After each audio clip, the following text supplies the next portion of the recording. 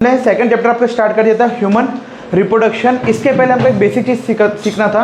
हमने देखा था यहाँ पे कि कितने प्रोसेस होते हैं। सबसे पहले आपका फॉर्मेशन ऑफ द गैमेट्स, जिसको अपन ने क्या बोला, गैमेटोजेनेसिस, जिसमें दो टाइप के प्रोसेस थे, एक स्पर्मेटोजेनेसिस, दूसरा आपका था oogenesis। फिर उसके बाद अपन ने क्या देखा, इंसेमिनेशन, मतलब transfer of sperm into the vagina of a female body. तो ये क्या हो गया आपका इंसेमिनेशन। उसके बाद क्या होगा, मेल और फीमेल का क्या हुआ, फ्यूजन, उसको अपन ने क्या बोला, फर्टिलाइजेशन। फर्टिलाइजेशन के बाद फिर क्या होता है, इम्प्लांटेशन। क्या होता है, इम्प्लांटेशन, कहाँ पे, यूटेराइन वॉल में, जिसको अपन ने क्या बोला, इम्प्लांटेशन। फिर उसका ग्रोथ हुआ, उसको अपन ने क्या बोला, जेस्टेशन। फिर उसके बाद फिर क्या हुआ, उसका नरिशमेंट होने के बाद बेबी आपका आउट ऑफ द वेजाइना, मतलब डिलीवरी हुआ, उसको अपन ने क्या बोला, पार्चुरेशन। और उसके बाद फिर क्या हुआ, लैक्टेशन। लैक्टेशन के बाद फिर क्या चालू हुआ आपका, मेंस्ट्रुअल ब्लड। तो आज हम सबसे पहला प्रोसेस पढ़ रहे हैं, that is the male reproductive system, जिसमें हम पढ़ रहे हैं फॉर्मेशन ऑफ स्पर्म सेल, मतलब स्पर्मेटोजेनेसिस, कैसे स्पर्म सेल बनता है। अब इसको समझने से पहले हमको एक टॉपिक पढ़ना है जिसको कहते हैं प्यूबर्टी। एक क्वेश्चन और आता है कि डिफाइन प्यूबर्टी। प्यूबर्टी एक ऐसी एज है जिसमें आपकी बॉडी के अंदर में सेक्सुअल चेंजेस होते हैं। प्यूबर्टी क्या है, प्यूबर्टी एक एज है जिसमें क्या होता है, आपकी बॉडी में क्या होते हैं, सेक्सुअल चेंजेस होते हैं। ये लड़का और लड़की दोनों के लिए क्या करती है, डिफर करती है।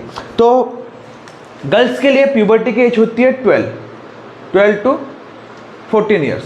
क्या होती है, 12 टू 14 ईयर्स फॉर गर्ल्स। और बॉयज़ के लिए ये एज होती है आपकी 14 टू 16 ईयर्स।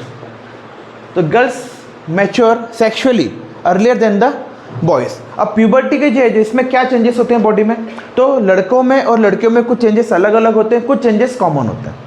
ठीक है, तो एक क्वेश्चन ये आता है कि what are the changes that takes place at the age of puberty. तो लड़कियों में कुछ चेंजेस अलग होते हैं, लड़कों में कुछ चेंजेस अलग होते हैं, और कुछ चेंजेस कॉमन होते हैं। तो पहले मैं बात करता हूँ आपकी गर्ल्स में क्या क्या चेंजेस होते हैं, फिर बॉयज़ में, और कुछ चेंजेस जो क्या है आपके कॉमन। तो कॉमन चेंजेस क्या है, कॉमन चेंजेस है कि जैसे जैसे आप प्यूबर्टी के एज में आते हो तो सबसे पहले आपके हेयर्स होना स्टार्ट होना चलते हैं, हेयर्स एट जेनिशियल एरिया। तो जो भी आपके जेनिशियल एरिया से यहाँ पे क्या होंगे, आपके हेयर्स होना स्टार्ट होते हैं। उस एरिया को क्या बोलते हैं, पेल्विक रीजन। क्या बोलते हैं, पेल्विक रीजन। तो अब सपोज आपका ये बॉडी है, तो ये वाला जो रीजन है इसको क्या बोलते हैं, पेल्विक रीजन। बॉयज़ में भी पेल्विक रीजन कहते हैं और गर्ल्स में भी क्या बोलते हैं, पेल्विक रीजन। इसी पेल्विक रीजन में आपका स्कॉटम, पेनिस या वेजाइना होता है। ठीक है, और यहाँ पर जो हेयर्स उगते हैं इसको क्या बोलते हैं, प्यूबिक हेयर। क्या कहते हैं, प्यूबिक हेयर। तो सबसे कॉमन चीज़ है hairs growth at the genital area and armpits. और साथ में क्या है, आपके आर्मपिट्स में भी क्या होते हैं, हेयर आपके क्या होते हैं, ग्रो होते हैं। ये पहला कॉमन चेंजेस है। दूसरा कॉमन चेंजेस क्या है कि वॉइस में चेंजेस होना चालू होता है। किसमें, वॉइस में। जो मेल है, मेल की जो वॉइस है, अगर मैं इसकी वॉइस की बात करूं तो इसकी वॉइस कैसी आती है, डीपर, मतलब गहरी।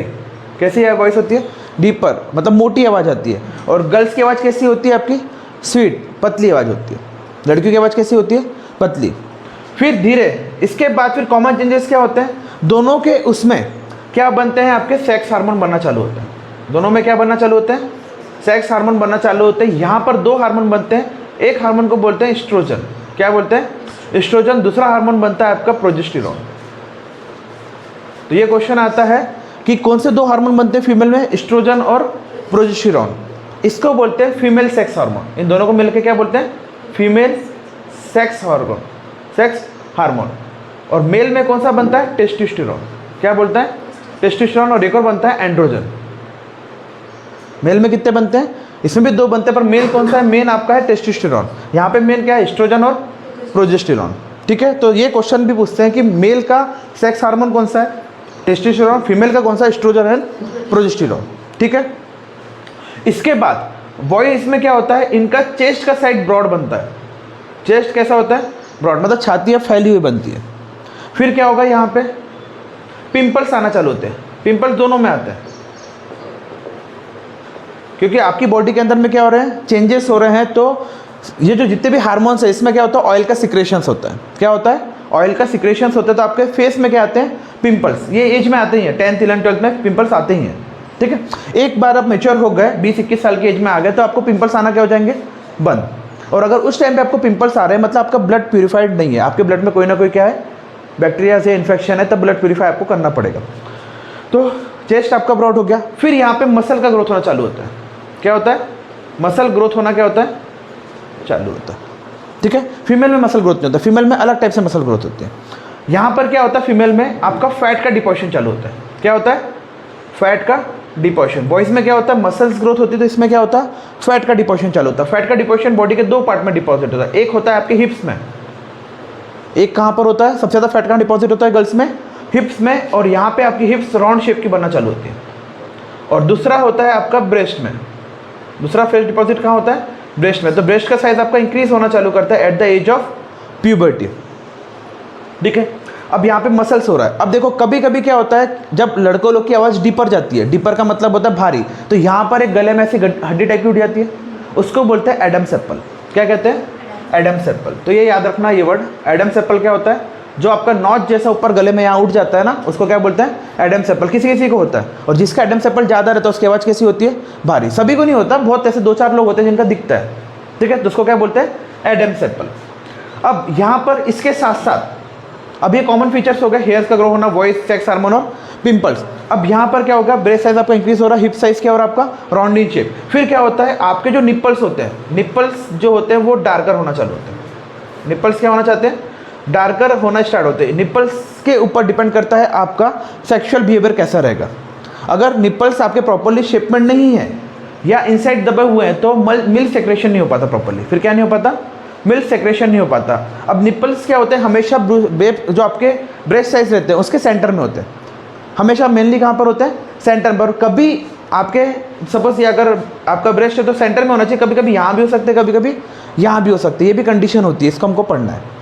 दोनों जो ब्रेस्ट है वो इक्वली सिमेट्रिकल नहीं होते। एक ब्रेस्ट का साइज हल्का सा क्या होगा, छोटा होगा as compare to other breast. वैसे ही सेम टेस्टिस में होता है। ह्यूमंस में कितने टेस्टिस होते हैं? 2। एक टेस्टिस का साइज दूसरे टेस्टिस से क्या होता है? छोटा। ऐसा नहीं कि बहुत छोटा बड़ा, 19-20 का फर्क होता है। हल्का सा क्या होगा? 19-20 का फर्क होगा। तो ये सब चीज़ें हमको पढ़ना है। इसको क्या कहते हैं? प्यूबर्टी। तो ये चेंजेस आपकी बॉडी में होगा at the age of puberty. ठीक है। गर्ल्स में अलग चेंजेस होते हैं, बॉयज़ में अलग होते हैं, और दोनों के बीच में क्या होते हैं? कॉमन चेंजेस होते हैं। ठीक है। तो फैट डिपोजिशन याद रहेगा आपको। ठीक है। तो अब ये जो है आपका मेल रिप्रोडक्टिव सिस्टम, ये जो है आउटसाइड द बॉडी है। मेल रिप्रोडक्टिव सिस्टम कहाँ पर है आपका? आउटसाइड द बॉडी है। और फीमेल रिप्रोडक्टिव सिस्टम कहाँ है? Inside the body. तो ये क्वेश्चन भी पूछते हैं, why the male reproductive system is outside the body and female reproductive system is inside the body. इस क्वेश्चन का आंसर हमको चाहिए। ठीक है, थोड़ी देर बाद मैं देता हूँ। अब ये जो है आपका आउटसाइड द बॉडी, ये आपके टमी के नीचे होता है, जिसको बोलते हैं एब्डोमिनल कैविटी। कहाँ पे लोकेटेड होता है? Abdominal cavity.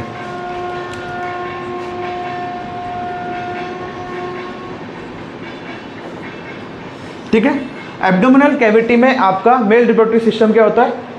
लाई करता है। इसमें एक मस्कुलर पाउच होता है जिसको बोलते हैं स्कॉटम। इसको क्या कहते हैं? मस्कुलर पाउच, एक प्रकार का थैली जैसे रहता है, जिसको क्या बोलते हैं? स्कॉटम।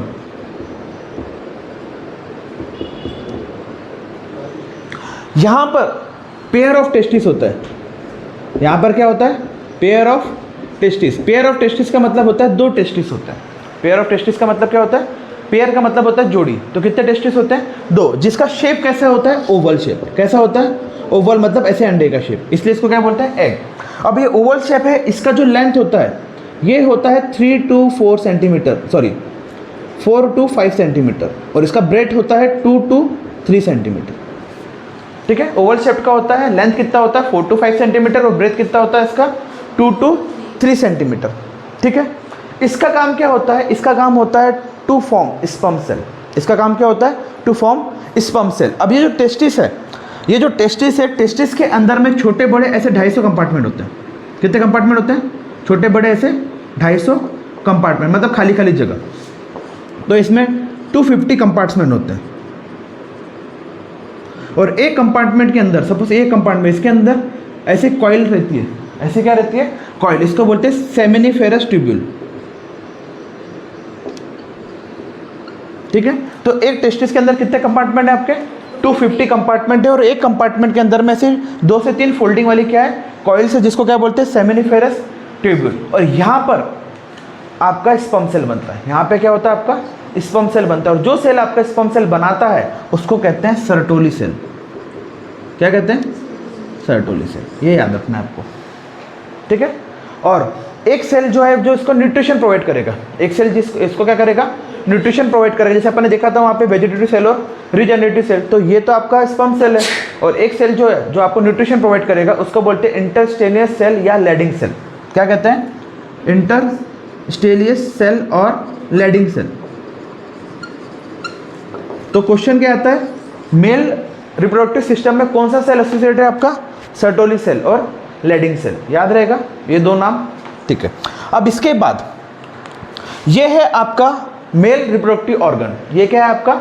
मेल रिप्रोडक्टिव ऑर्गन है। जैसे फीमेल में वेजाइना है वैसे मेल में क्या है? पेनिस है, ठीक है। अब इसका काम क्या होता है? इसका काम होता है to land sperm into the female body. इसका काम क्या होता है? To land sperm into the female body. अब इसके साइज से डिफर नहीं करता ये, हर पर्सन टू पर्सन इसका साइज क्या होता? वेरी होता है। इसका थिकनेस क्या होता? वेरी होता है। इसका काम सिर्फ इतना है कि जो स्पर्म का फॉर्मेशन टेस्टिस में हुआ है इसको सिर्फ लैंड करना है इनटू द फीमेल बॉडी, ठीक है। अब इसको देखना है, ये जो आपका पेनिस है,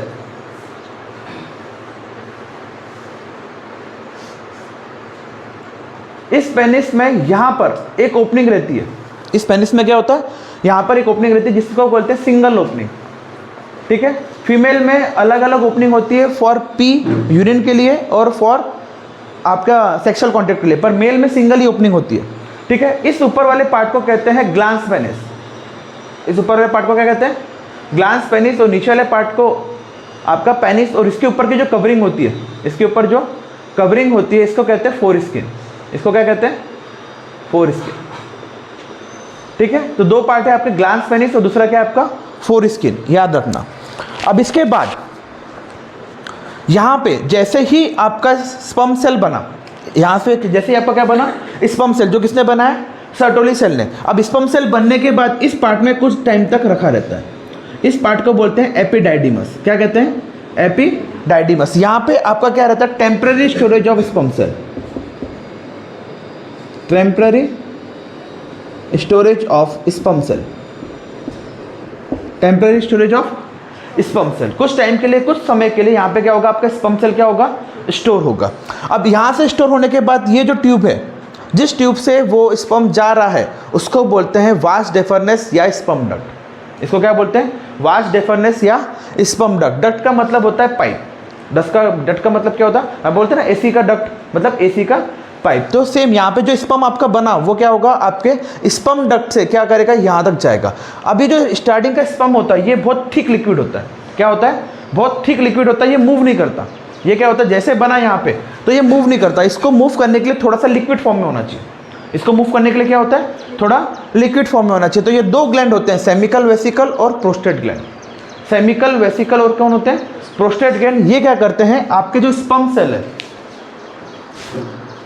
तो जो आपका स्पर्म है, स्पर्म में कुछ लिक्विड को ऐड करते हैं। लिक्विड मतलब होता है सेक्रेशंस। लिक्विड का मतलब क्या होता है? सेक्रेशंस, जो ऐड करते हैं स्पर्म में, और इन दोनों को मिलाकर कहते हैं सीमन।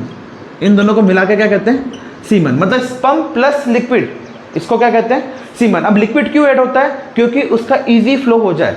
उसका क्या हो? इजी फ्लो हो। किसका? स्पर्म सेल का।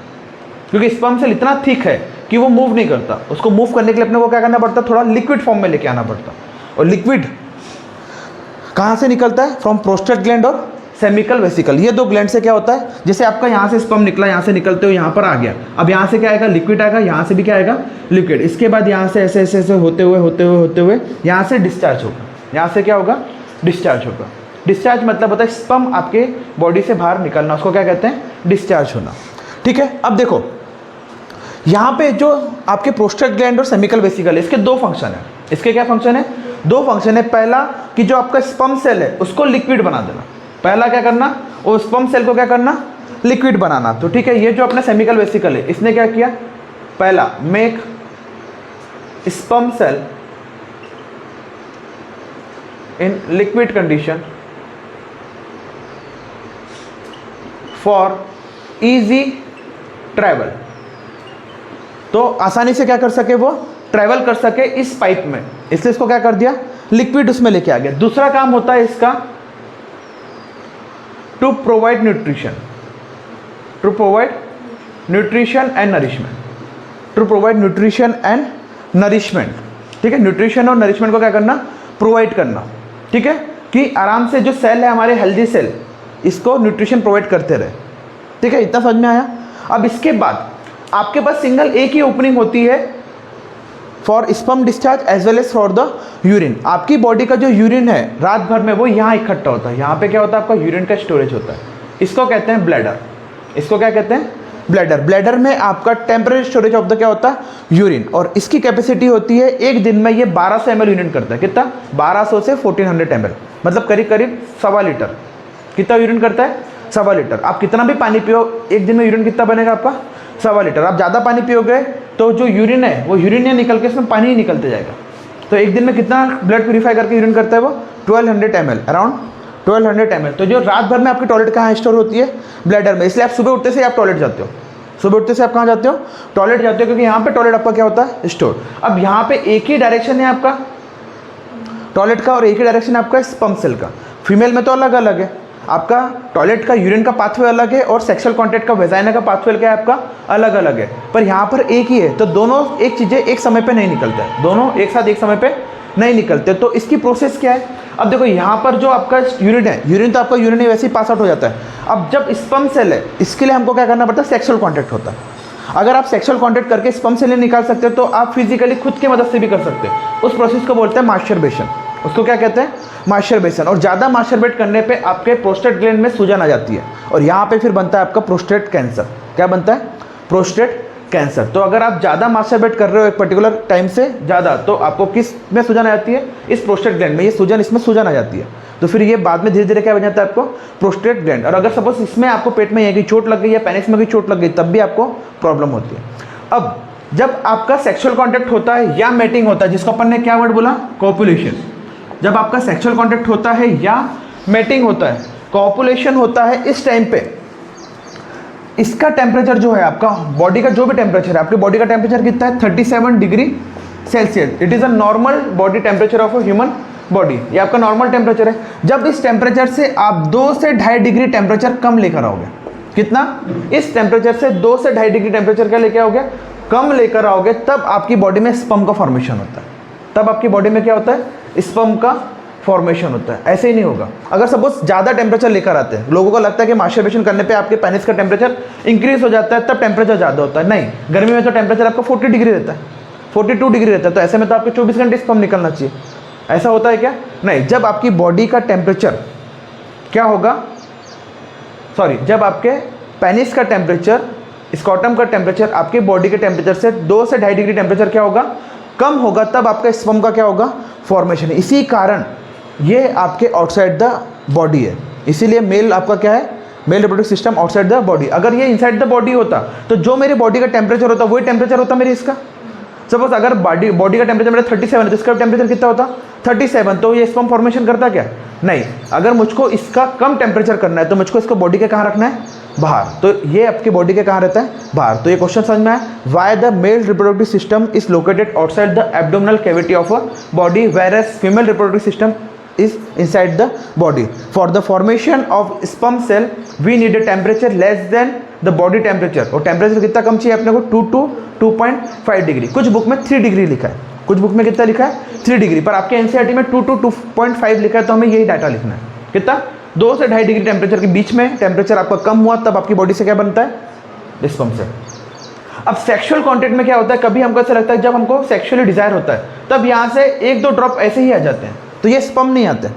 या जैसे जिसको हम बोलते हैं वाइट डिस्चार्ज, जिसको हम क्या बोलते हैं, वाइट डिस्चार्ज। ये बॉयज़ प्लस मेल दोनों में होता है, सेम टू सेम वैसे ही होता है। जैसे गर्ल्स के वेजाइना में भी आपको लगता है कि कुछ सिक्रेशंस हो रहे हैं या वाइट डिस्चार्ज हो रहा है, वो आपका स्पर्म सेल नहीं है, ना ही आपका ओवम सेल है। यहाँ पर एक ग्लैंड होती है जिसको बोलते हैं बल्बोयूरेथ्रल ग्लैंड, बल्बोयूरेथ्रल ग्लैंड। इसका काम होता है सिक्रेशंस करना या लुब्रिकेशंस ऑफ द पेनिस। क्या होता है, लुब्रिकेशन ऑफ द पेनिस। ठीक है, तो ये दोनों में होता है, मेल में भी और फीमेल में भी। लुब्रिकेशन क्यों करते हैं कि आपका सेक्सुअल कॉन्टैक्ट के टाइम पे दोनों में लुब्रिकेशन प्रॉपरली हो। तो to and fro movement, to and fro movement का मतलब होता है सेक्सुअल कॉन्टैक्ट का अंदर होना और बाहर होना, इसको क्या बोलते हैं, टू एंड फ्रो मूवमेंट। ये अच्छे से हो जाए। और अगर ये लुब्रिकेशन नहीं होगा तो आपकी स्किन छिल जाएगी, स्किन में क्या हो जाएंगे, रैशेस पड़ जाएंगे। इसलिए क्या होता है, इसके ऊपर सिक्रेशंस करते हैं, वो सिक्रेशंस के लिए भी क्या रहता है आपका ग्लैंड। तो जब भी आपको ऐसा लगा कि जब सेक्सुअल डिजायर हो रहा है और आपको ऐसा लग रहा है कि कुछ डिस्चार्ज हो रहा है, तो वो डिस्चार्ज एक्चुअली स्पर्म सेल नहीं है, वो क्या है, आपके लुब्रिकेशन का ग्लैंड है। ठीक है, तो समझ में आया। अब क्वेश्चन ये आते हैं कि अब आपने सुना नसबंदी। अब नसबंदी में क्या होता है, ये जो आपकी ग्लैंड है, वास्ट डेफरनेस वाली जो ग्लैंड है, इसको क्या करते हैं, इसको यहाँ पे स्कॉटम में, अब पहले क्या होता था, ऑपरेशन होता था, आजकल क्या होता है, इसमें कोई आपका टाका नहीं लगता, बहुत सिंपल ऑपरेशन है। आपके स्कॉटम को दबा के रखा, अब यहाँ से क्या हो जाएगा, टेस्टिस आपके हाथ में आ गया। टेस्टिस में क्या करते हैं, हल्का सा छोटा सा एक चीरा लगाते हैं, हल्का सा एक प्रिसीजन कट लगाते हैं, और ये कॉइल क्या हो जाती है, आपकी बाहर निकल जाती है। जैसे ये कॉइल बाहर निकली, इसको सिर्फ आपको जैसे लेस बांधते ना अपन, वैसे क्या करना है, सिर्फ लेस बांध देना है। क्या करना है, सिर्फ लेस बांध देना है। या पहले या तो इसको काट दो, या तो पहले काट दो, इसको अलग से लेस बांध दो, इसको भी अलग से लेस बांध दो। तो अब क्या होगा, स्पर्म सेल आपके निकलेंगे पर इस पाइप में नहीं आएंगे, तो फिर ये कहाँ से निकलेंगे, ये ऐसे ही आपके ब्लड में डिसॉल्व हो जाएंगे, यूरिन के माध्यम से निकल जाएंगे। तो नसबंदी करने को, इस प्रोसेस को कहते हैं वैसेक्टोमी। क्या कहते हैं, वैसेक्टोमी। क्यों कहते हैं, क्योंकि वास्ट डिफरेंस को अपन क्या कर रहे हैं, तोड़ रहे हैं, तो इसको क्या बोलते हैं, वैसेक्टोमी। वैसे ही फैलोपियन ट्यूब को अपन जब ब्रेक करते हैं और नॉट करते हैं, तो उसको क्या बोलते हैं, ट्यूबेक्टोमी, मतलब महिला नसबंदी। तो वैसेक्टोमी क्यों कहते हैं, क्योंकि इसमें अपन किसको ब्रेक कर रहे हैं, वास्ट डेफरनेस को। तो ये क्वेश्चन आता है कि वैसेक्टोमी क्या होता है। वैसेक्टोमी इज अ प्रोसेस जिसमें हम स्पर्म को फॉर्मेशन को रोक देते हैं। ये क्यों करते हैं, टू कंट्रोल पॉपुलेशन। क्यों करते हैं, टू कंट्रोल पॉपुलेशन। आया समझ में। अब यहाँ देखिए, ये जो है इसको हमको और डिटेल में पढ़ना है, ठीक है। तो टेस्टिस कितने होते हैं, 2 टेस्टिस होते हैं। कैसा शेप होता है, ओवल शेप होता है, ठीक है। और लेंथ कितना है उसका, 4 to 5 सेंटीमीटर। ब्रेथ कितना है, 2 to 3 सेंटीमीटर। काम क्या होता है, टू जनरेट स्पर्म सेल। दोनों टेस्टिस होते हैं, एक साइज हमेशा क्या होगा, छोटा होगा एज कम्पेयर टू अदर। जो साइज, जिस टेस्टिस का साइज बड़ा होगा उसमें एपिडाइडिमस लगा रहता है, उसमें क्या रहता है, एपिडाइडिमस लगा रहता है। अब कभी कभी क्या होता है, ये जो स्कॉटम है, इनिशियली स्कॉटम का साइज क्या होता है, बड़ा होता है, और पेनिस का साइज क्या होता है, छोटा। सेक्सुअल कॉन्टैक्ट के टाइम पे जो भी मसल्स है आपके स्कॉटम की, ये मसल्स आपकी शिफ्ट हो जाती है किसमें, पेनिस में, ठीक है। तो इनिशियली सपोज आपका पेनिस का साइज छोटा, स्कॉटम का साइज क्या होगा, बड़ा। और जैसे आप सेक्सुअल कॉन्टैक्ट में जाओगे, सेक्सुअल डिजायर होगा, तो स्कॉटम का साइज क्या हो जाएगा आपका, छोटा, पेनिस का साइज बड़ा हो जाएगा, स्कॉटम का साइज हो जाएगा छोटा, ठीक है। और जैसे ये आपका डिस्चार्ज हुआ, आपका sperm out of the body हुआ, फिर से नॉर्मली क्या हो जाएगा, ये छोटा और स्कॉटम क्या हो जाएगा, बड़ा, ठीक है। तो ये कुछ समय के लिए होता है, ये कुछ समय के लिए होता है, ठीक है। तो हमें क्या पढ़ना है, मेल रिप्रोडक्टिव सिस्टम में। सबसे पहले मेल रिप्रोडक्टिव सिस्टम में कितने पार्ट्स इंपॉर्टेंट, सबसे पहले testis, second one is epididymis, vas deferens glands, और पांचवा क्या है आपका, पेनिस। पेनिस क्या है, आपका मेल रिप्रोडक्टिव ऑर्गन है विच लाई आउटसाइड द बॉडी। ये 2 पार्ट होते हैं इसमें, ऊपर वाले पार्ट को क्या कहते हैं, ग्लांस पेनिस, और नीचे वाले पार्ट को पेनिस ही कहते हैं, और ऊपर की स्किन को क्या कहते हैं, फोर स्किन। यहाँ पे आपका टेस्टिस होता है, टेस्टिस में 2 टेस्टिस होते हैं, ओवल शेप के होते हैं। लेंथ होता है उसका 4 to 5 सेंटीमीटर, ब्रेथ होता है उसका 3 to 4 सेंटीमीटर, ठीक है। इसके अंदर में 250 कंपार्टमेंट होते हैं एक टेस्टिस में, जिसको अपन क्या बोलते हैं, सेमिनिफेरस ट्यूब्यूल। ये लिखा है एब्डोमिनल कैविटी, ये लिखा है कंपार्टमेंट में, इसको क्या कहते हैं, सेमिनिफेरस ट्यूब्यूल। इसके अंदर एक सेल होता है कॉइल्ड फॉर्म में, और उस सेल में क्या बनता है, सर्टोली सेल, जो आपका क्या बनाता है, स्पर्म सेल। और एक और सेल होता है जो उसको न्यूट्रिशन प्रोवाइड करता है, इसको कहते हैं इंटरस्टेनियस सेल या लैडिंग सेल। अब सेक्सुअल कॉन्टैक्ट के टाइम पे आपका टेम्परेचर, ह्यूमन बॉडी टेम्परेचर से जब आपका बॉडी का टेम्परेचर 2 to 2.5 डिग्री क्या हो जाए, कम हो जाए, तब आपका क्या होता है, स्पर्म का फॉर्मेशन। और ड्यूरिंग कॉपुलेशन आपका स्पर्म जो होता है पेनिस के थ्रू क्या होता है, इनटू द फीमेल बॉडी। इस प्रोसेस को क्या कहते हैं, इंसेमिनेशन। इस प्रोसेस को क्या कहते हैं, इंसेमिनेशन। तो किसी को कोई डाउट है इस टॉपिक में, ठीक है, लिखिए।